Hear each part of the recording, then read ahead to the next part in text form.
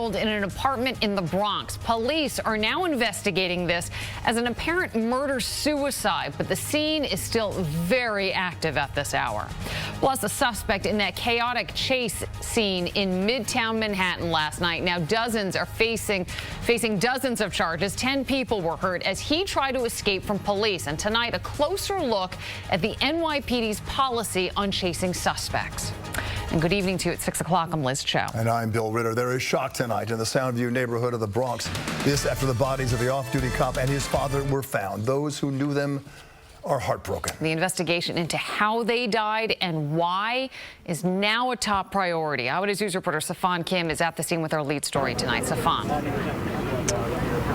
Well, Liz, cries of horror ricocheted through this neighborhood when a family member made the gruesome discovery. The crippling pain brought loved ones to their knees.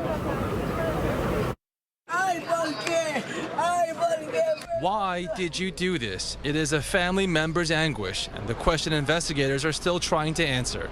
Police believe the father shot his son and then turned the gun on himself. Their bodies found around noon today inside their fourth-floor, three-bedroom apartment, but it may have happened overnight.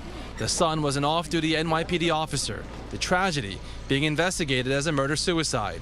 Investigators say they both had gunshot wounds to their heads. The building super says he heard the son's sister-in-law scream when she found them lying on a bed. The super says they're a good, decent family, hardworking, friendly, Dominican, like many of their neighbors here.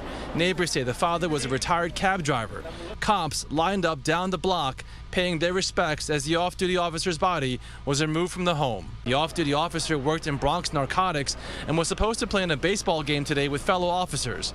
Those officers, those teammates, his friends, rushed to his home today worried when he didn't show.